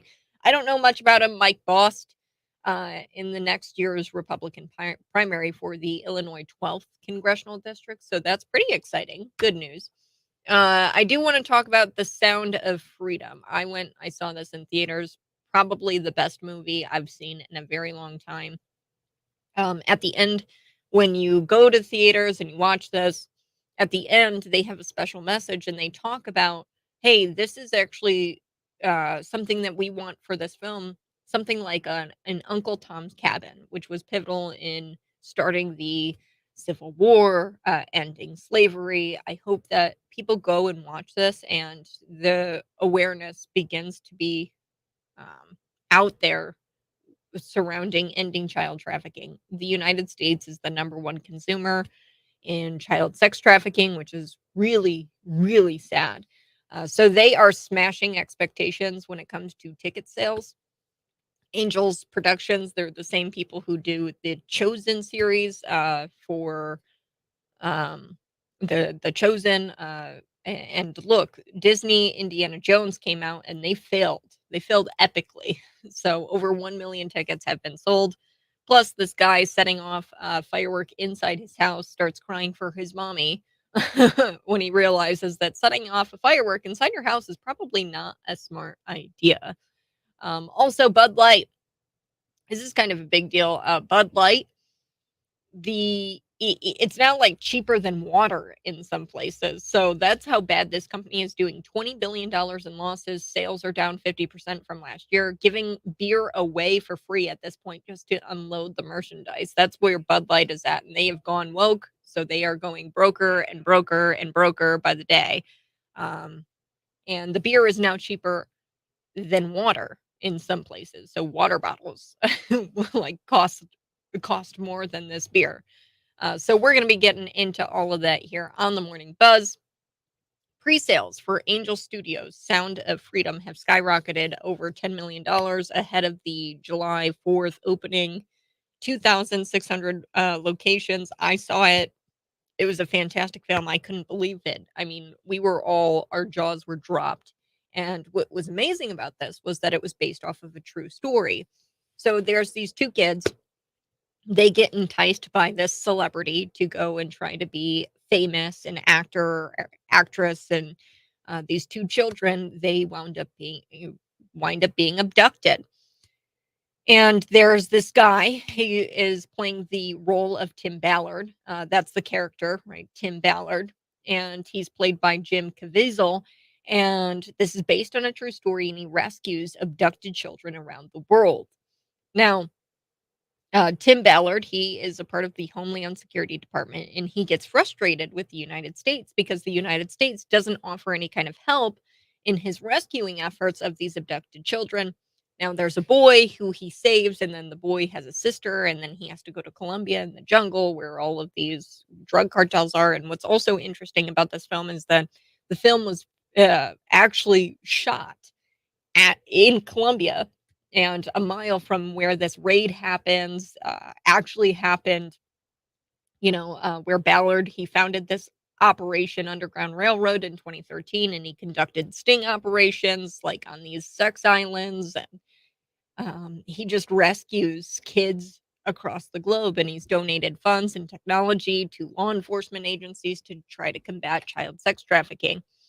And in the film, they flash on the screen and they say, hey, during Civil War time, slavery of, Black people, white people during Civil War, when slavery was legal, there wasn't this many numbers. 2 million children are trafficked in the United States a year. Like that's insanity to me. And I mean, this is an independent film. It's a non-major studio movie, and the pre-sales are just really surpassing the Indiana Jones film. The Indiana Jones film is super woke. It's been blasted on social media for being woke. It costed about $300 million to make, and they are expecting the film to make about $65 million. So they're losing money on this. Now, it was July 4th, and I'm sure some of you celebrated, and in fact, I know some of you celebrated America's birthday by blowing things up. I heard it all last night. I don't know about you, but I didn't get much sleep last night. That's okay though. I'm not mad. I don't get mad about 4th of July and there being fireworks, right? It's like, yes, it's the 4th of July. I just kind of bite the bullet on it and say, yeah, I'm not going to get sleep on the 4th of July. Um, but I'm sure a lot of you celebrated America's birthday by blowing things up. Now, there's these little Pikachu fireworks. This is Pokemon, and I'm sure some of you might have seen this firework. They're kind of popular, but there's this guy, I don't think he really understands that fireworks are flammable because he lights up this firework inside his bedroom. He's a Twitch streamer. So this was all live. Here's how fireworks work, right? You light the string sets off an explosive, and um yeah, this is why you light fireworks outside. But this guy apparently didn't understand that. Let's take a listen to his reaction here.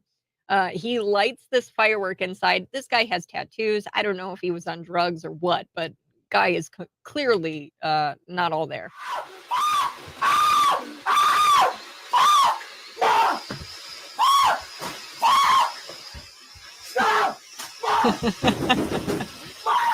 He's screaming.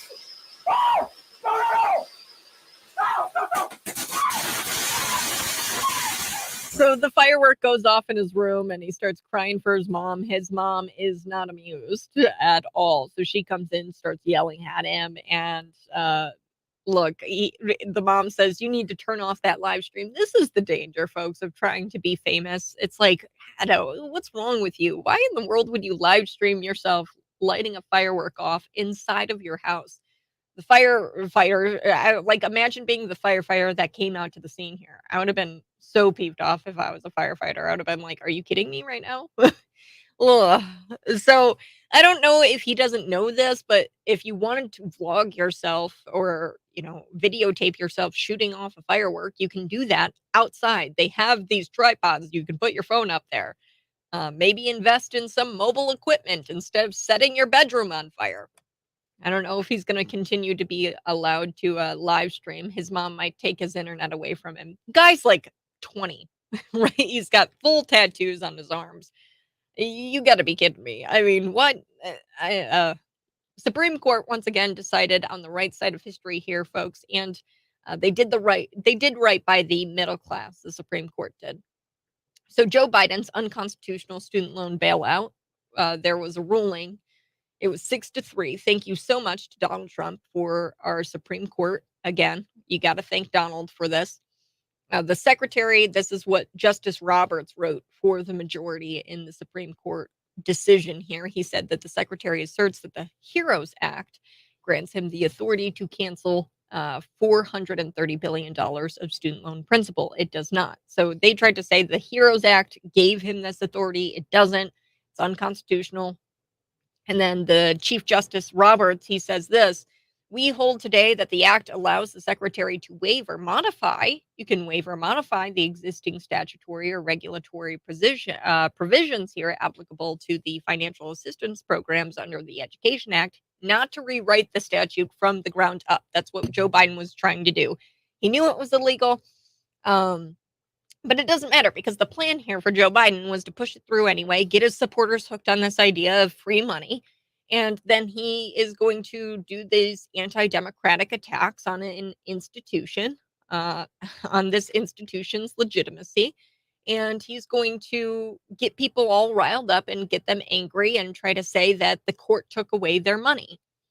So we've got corporate media journalismers out there, and they're saying exactly that the Supreme Court of the United States took away people's money and that people are $10,000 poorer now because they won't get their student loan bailout.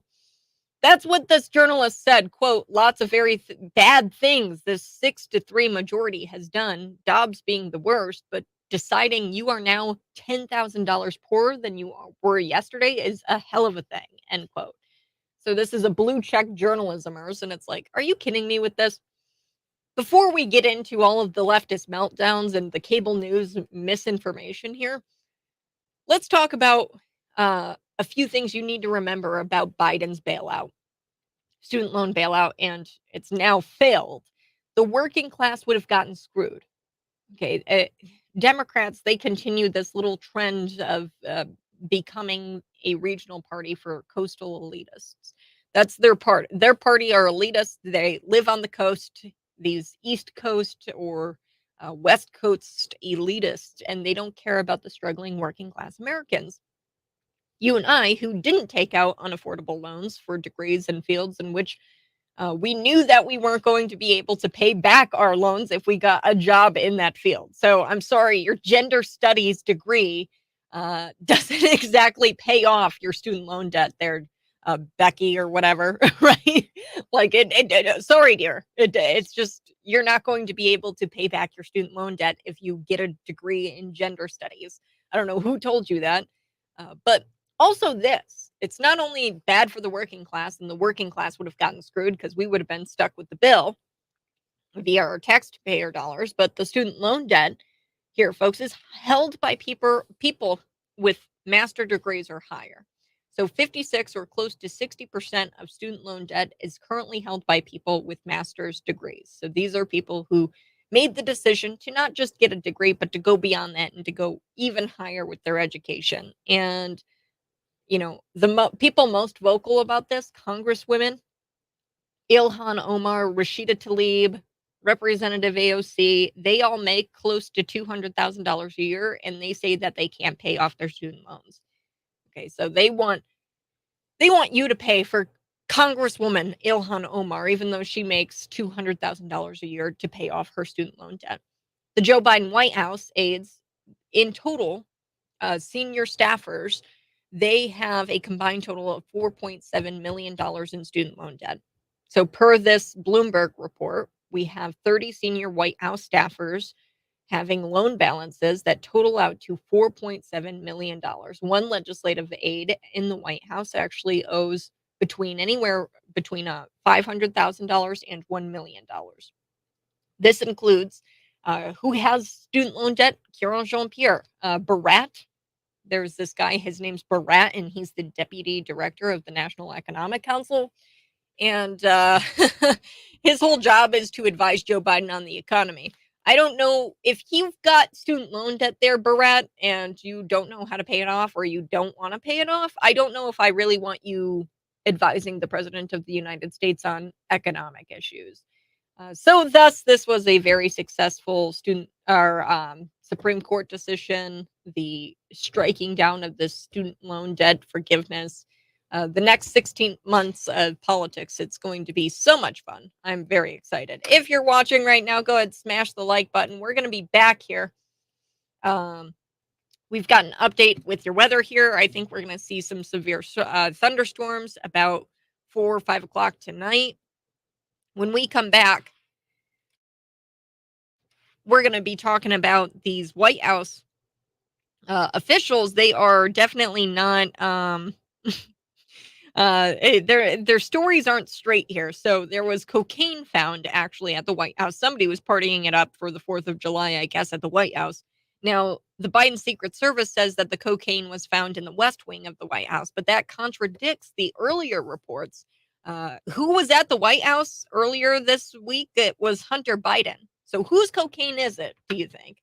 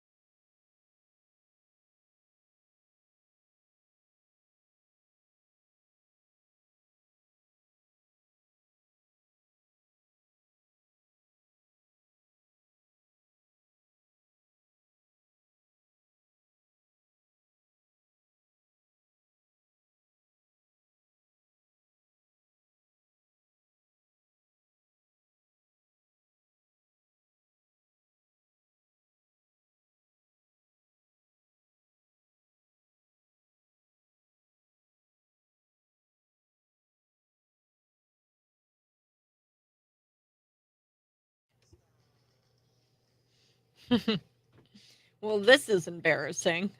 Joe Biden's Secret Service, they're now saying that cocaine that was originally found in the West Wing of the or not in the West Wing of the White House. So they're saying now that the cocaine was found in the West Wing of the White House, which is contradicting a lot of earlier reports. So the Secret Service has said that the substance was found in the West Wing, prompting a round of speculation as to how it got there. So reports have emerged that cocaine was found on the White House grounds, causing the Secret Service to rush people outside and evacuate on Sunday. This is hilarious. Uh, so, DC fire departments and hazmat teams responded to the scene, closing off paths around the White House. I'm sure maybe they thought it was like anthrax or something like that, or some sort of suspicious substance, right?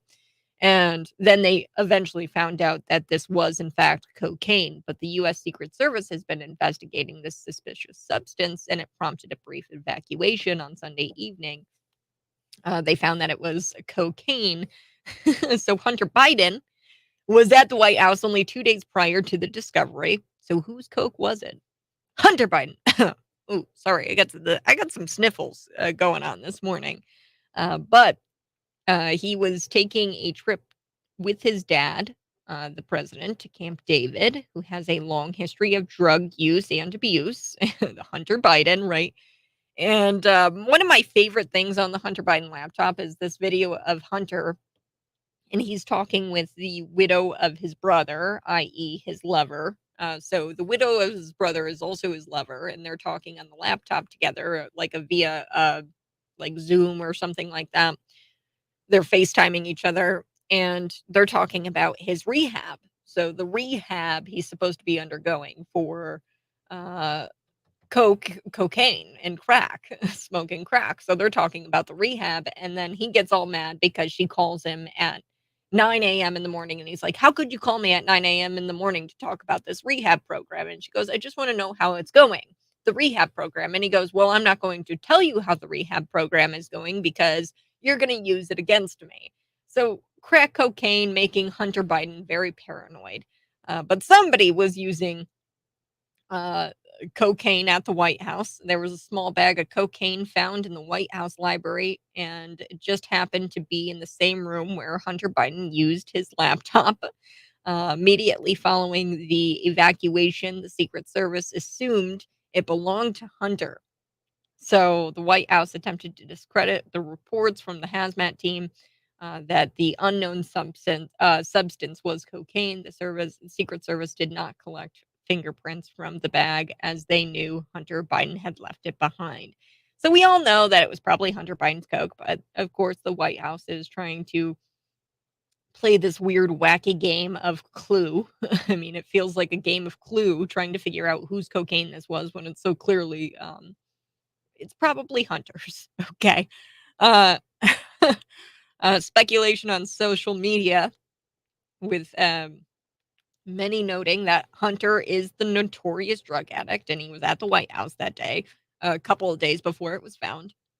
And I don't know, maybe it was Biden staffers who used it. I wouldn't be shocked. Okay. Which is so funny. I just talked a lot about how the Biden White House staffers, in total, they have about $4.7 million in student loan debt combined. And there's one legal aid who has near $1 million in student loan debt. So you mean to tell me you can't pay off your student loan debt, but you all can smoke coke or have smoke coke? I don't know what you do with cocaine, snort it, I guess. But that is the hypocrisy here. They're going to sit there. They're going to say that we need our student loans paid for, but also we're going to buy coke. And now I don't know if it was a legal aid. We don't know if it was Hunter. We have no idea whose coke this is at this point, but there's contradicting reports now. Originally, Secret Service, they thought it was Hunter Biden's coke. Okay, so one thing that I also did want to talk about was Bud Light. Bud Light, I don't know, folks. I'm thinking that these people are not going to be making it much longer. This is going to be. They might have to declare bankruptcy. We might see something similar to that of a Bed Bath and Beyond. $20 billion in losses. Let me say that again. $20 billion in losses, sales down 50% from last year, giving beer away for free at this point. Bud Light, they're trying to unload the merchandise. They've gotten woke. They went broke. And the New York Times, they spoke to this guy. He's the manager of Glenn Miller's beer and soda warehouse in Pennsylvania. And they wanted to see, New York Times, how bad things were for the former #1 beer in America, Bud Light. They said it's bad. Some of you might be saying, hey, Kat, I thought the Washington Post reported that none of this is actually Dylan Mulvaney, the TikToker, the guy who said that he is a teenage girl and identifies as a woman. I thought the Washington Post reported that none of this was Dylan's fault and Americans just don't like beer anymore or something. Yes, Washington Post did report it that way. They said, oh, it's not Dylan Mulvaney's fault. Americans just don't like beer. Come on. So according to Miller here, Glenn Miller's beer and soda warehouse, according to Miller, that's fake news. We've got $24.99. That's how much a case of Miller Lite goes for, and those flew off the shelves. But the insanely marked down $8.99 cases of Bud Lights are still sitting there. And look, Bud Light, they broke the rule in the beer industry. No politics, no religion. And Anheuser-Busch, they just hate you. And they care more about the ESG rule in the global corporation industry. Politics is religion. That is their thing. Politics is religion, and they want that sweet, sweet ESG money. Bud Light and Anheuser-Busch can't win for losing as of late. So Dylan Mulvaney, the controversial loser performer, at the center of the worst marketing decision in history of marketing, has lashed out at the company. We talked about that before here on the Morning Buzz. Now we have the president, actually a former Anheuser-Busch president, is Anson Fredericks, has said that the Anheuser-Busch CEO, Brandon Whitworth, who came out and said, not sorry, he did not apologize. All you have to do is just say, whoops, we messed up. And I would think that a lot of the customers would come back, but they won't sit there and they won't go against Dylan Mulvaney. They care more about him. And what wound up happening was that the CEO came out and he was like, well, we should have big social conversations. And instead of just saying, hey, we messed up, he was talking about the social conversations we need to have. Once the customer learns how much you hate them in real life, lame marketing campaigns aren't going to fix it, Bud Light. What you need to do is come out and apologize and condemn the actions of this VP of marketing, Alyssa, whatever, for calling customers fratty and for making the decision to have Dylan Mulvaney be some sort of Bud Light spokesperson. All right, I'm going to be back here on the Morning Buzz. Text in at 309-451-9299. Somebody's running for Congress. He ran for governor, and he was a state senator. Can you guess who it is? Tom Davis has that news next.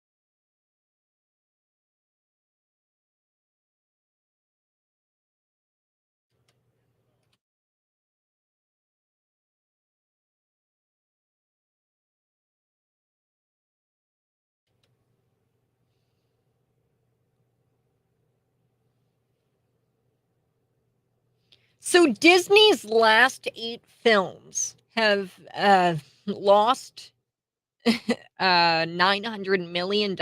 So their last 8 film releases have lost the disgraced American brand $900 million. So Strange World, that movie lost $197 million. That included a homosexual romance. Lightyear lost $106 million, and that showed some lesbians kissing. Elemental features the company's first non-binary character and had the worst opening weekend in company history.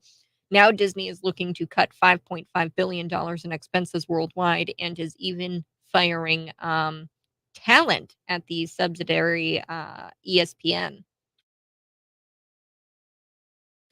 So you are on notice, Hollywood. If you groom, you lose. That's what I'm seeing here. I mean, losing $900 million over the last 8 film releases. Wow. If you groom, you lose. That's the lesson here, woke Disney. The authorities in France, they've made over 3,000 arrests, 3,354 arrests in a 6-day span. Have you seen the video footage of this? This is insanity. What's going on in France? There have been race riots following the death of a 17-year-old teenager who was stopped at a traffic light in Paris in some sort of suburb. Now, the Ministry of Interior published the details of damage done to the country, which includes more than 3,000 arrests since June 27th. So we're about a week in, 6 days, plus an additional 5,662 vehicles have been set on fire, and then more than 1,000 buildings have been damaged. This is bad. The people they're arresting. We've got 3,354 arrests. 1,282 of them have been made by within the jurisdiction of the Paris police headquarters, suggesting that there are many locations where people have been apprehended. So the report mentions 60% of people arrested are first-time offenders who are not known to the authorities with a clear criminal record. So these are first-time offenders. The average age of those people they're arresting is actually 17 years old. So these are teenagers going out. I mean, at this point, right, this isn't about race. This isn't about inequality. You guys are literally taking sledgehammers to ATMs. And I don't know if that's necessarily something that speaks to your cause. The 2 most violent nights of the riots were on June 29th and the 30th, which included 875 and 1,300 arrests and 1,500 vehicles set on fire, 90 of 78 attacks on police stations, 90 and 78. I mean, the numbers are insane. Police have remained busy. The report noted that there are only 7,000 police officers deployed in the streets during the first couple of nights of the riots. Now it's closer to 45,000. So they amped it up a lot. But get this, the president, the French president, has come under heavy scrutiny after it was reported that he was actually at an Elton John concert in many parts of France that were being destroyed. He subsequently canceled a separate planned trip to Germany after photos surfaced of him being at this conference. So he was planning on going on vacation. Wow. Get it together, France, because people are dying. There's damage being done to that country. Wow. And like, come on, are you serious right now? 17-year-old kids are doing this. I mean, this is a crime. They're all first-time offenders. They're breaking into ATMs. They're damaging buildings. And I don't see where this is fighting for their cause. The 17-year-old kid that was killed in this traffic stop. I don't know what exactly burning a building or burning a vehicle is going to do to bring him back or to justify some sort of cause. It doesn't make a whole lot of sense to me. What'd you think of the movie Sound of Freedom? Sound of Freedom is in theaters and it's doing very well. I went and I saw this. This was incredible to watch. It was um, heartbreaking, but I think that this is a very pivotal movie in ending child sex trafficking. Let's take a listen to this clip real quick. This is from the actor Jim Caviezel who plays the character Tim Ballard. Let's take a listen. Here we go. There are sins that are unforgivable, and Jesus talks about those too. That's the rejection of the Holy Spirit, and that is a lot what is with this whole thing with the children. Many of them will never ever get a chance, because when a lot of these pedophiles, when they do these sins, God is telling them, do you understand, this is it, and they do it anyway. So there you are. That is a little clip from Jim Caviezel, who plays Tim Ballard. I watched this film. It was heartbreaking to see, and it starts out in a very deliberate way, I think, because they start with a pedophile who just consumes all of these images and puts out these images for other pedophiles to consume. So if you're one of those people who are like minor attracted person, heck yeah, let's fight for the rights. You're sick and you're part of the problem. But these pedophiles, they get on there and they consume all of these images. They sell these images. And it starts with a bust with an American pedophile who consumes the human trafficked children images of them. And I think it starts out that way very deliberately because it shows, the danger of normalizing pedophilia, these minor attracted people, that the whole sexualizing children, taking children to drag shows, having them read pornography, which I'm going to get to here. We actually have Gavin Newsom, which is really funny. Gavin Newsom out there, and Twitter is just exploding because apparently he went to this library. It's a this bookstore in Idaho, Boise, Idaho, and he was shopping at this banned bookstore, a bookstore where you can buy books that the left says you are banned from buying. Think about that for a second here. They're not banned. You can go buy them. So Gavin Newsom tweets this out. He goes, book bans are at a record high. And there have been over 1,200 challenges this year, nearly double the total of 2021. So he couldn't leave Boise without dropping by this incredible little bookstore that has all of these banned books, which is so funny because you can actually buy these books at this Boise, Idaho, using this logic. I mean, you can even buy these books on Amazon, right? So these books aren't banned. When they say that they're banned, they're not banned. Gavin Newsom is out there campaigning for president on book bans, but he's actually buying the books. What? I've got the story here next. We're going to finish up the show here. It's July 5th. I hope you all had a great Independence Day. The news is next. Tom Davis, he's going to tell you a little bit about a guy running for Congress. Hint, he ran for governor and he was a former state senator. Plus, there's a weather update for you. It looks like we could be getting some severe weather.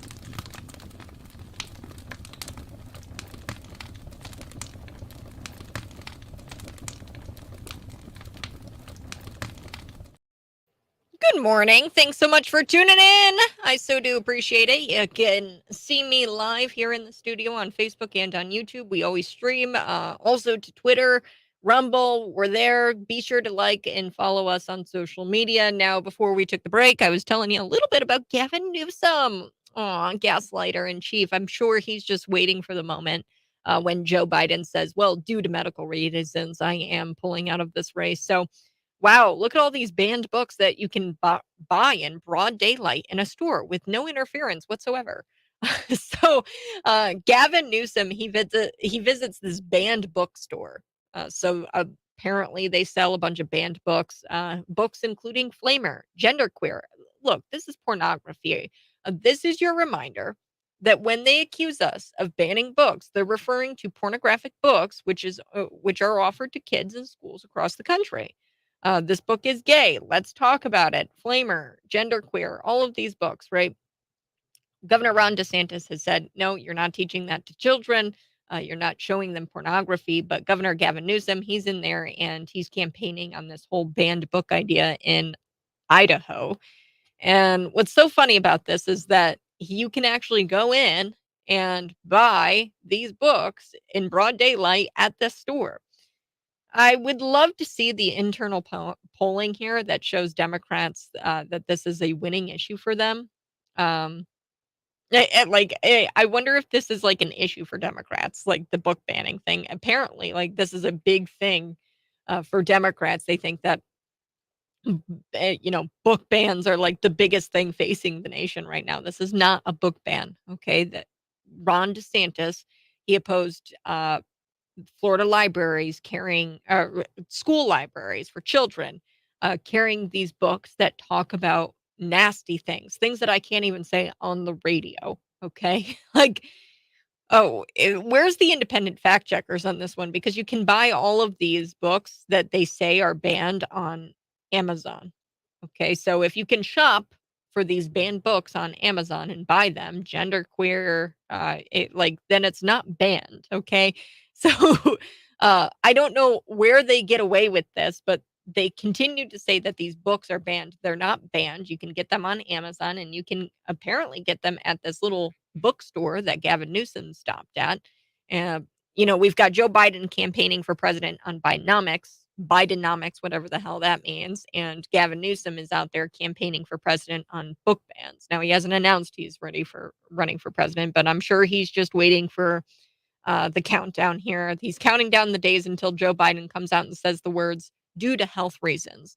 And he's decided, I think Governor Gavin Newsom here has decided that Ron DeSantis is the most likely nominee, which does Gavin Newsom even math? I think Ron DeSantis' own campaign has come out and said that they are not in a good place right now and that they have a lot of work to do. But he thinks that Ron DeSantis is the most likely nominee, and he thinks that the winning ticket item here is to campaign on book bans. They're not even banned. That's the thing. There's a bookstore where you can buy the books that the left says are banned, or it says that you are banned from buying. That makes a whole lot of sense. 309-451-9299. Real quick before I go see Sound of Freedom. I talked a lot about that show today, or that film. It's in theaters. If you need help finding a theater, you can text me and I can help you find a theater near you that's got that film. Go see it today. This was a jaw-dropping film, and I really think that this is going to be pivotal in ending child trafficking. You guys have a great rest of your day. We'll be back at it tomorrow morning at 6 a.m. Bye-bye. Love you.